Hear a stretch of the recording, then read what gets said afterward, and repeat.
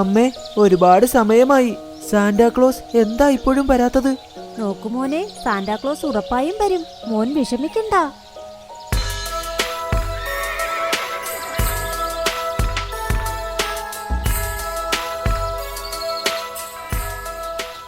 Sorry ചക്കരേ, ഇത്തവണ പുറപ്പെടാൻ ഒരുപാട് താമസിച്ചു. അതുകൊണ്ട് കാട്ടിലെത്താനും കുറച്ച് സമയമായി. ഇതാ നിന്റെ gift. Merry Christmas. Thank you so much Santa. Merry Christmas.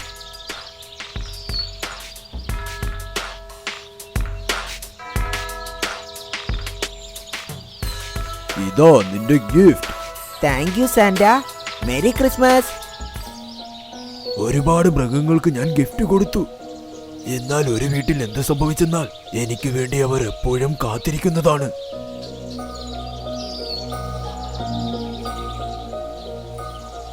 അമ്മേ, സാന്റ ഇതുവരെ വന്നില്ല. അദ്ദേഹം വരുമോ ഇല്ലയോ? നോക്കുമോനെ, വിഷമിക്കണ്ട. സാന്റ ഉറപ്പായും വരും. പാവം ആ കുഞ്ഞ് ഒരുപാട് സമയം സാന്റ വരുമെന്ന് വെളിയിൽ കാത്തിരുന്നു. അപ്പോൾ അത് അതിന്റെ അമ്മയോട് പറഞ്ഞു, അമ്മേ, ഞാൻ സാന്റയെ അന്വേഷിച്ച് വെളിയിൽ പോവുക. അമ്മ എനിക്ക് വേണ്ടി ഇവിടെ തന്നെ കാത്തിരിക്കണേ. അത് കേട്ട് അമ്മ കരടി പേടിച്ചുപോയി. ഉടനെ അവർ വെളിയിലേക്ക് ഓടി വന്നു. എന്നാൽ അതിനുള്ളിൽ കരടി കുഞ്ഞ് അവിടെ നിന്നും പോയിരുന്നു. അമ്മ കരടി പേടിച്ച് ആ കുഞ്ഞിനെ അന്വേഷിച്ചു പോയി. ഞാൻ അവിടെ എത്തിയപ്പോൾ അവിടെ ആരുമില്ലായിരുന്നു.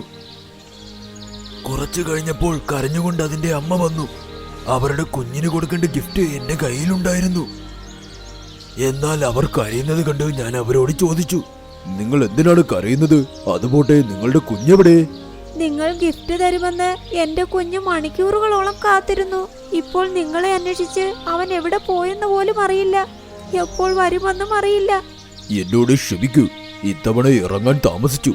ഞാൻ നിങ്ങളെ ശപിക്കുകയാണ്. നേരം വെളുക്കുന്നതിന് മുമ്പ് എന്റെ കുഞ്ഞ് തിരികെ വന്നില്ലെങ്കിൽ നിങ്ങൾ ഒരു മരമായി മാറും. എന്റെ കുഞ്ഞിന് നിങ്ങൾ ഗിഫ്റ്റ് കൊടുത്തില്ലെങ്കിൽ നിങ്ങൾ ഇനി ആർക്കും ഗിഫ്റ്റ് കൊടുക്കാൻ പാടില്ല. അവർ പറയുന്നത് കേട്ട് ഞാൻ ഒരുപാട് പേടിച്ചു.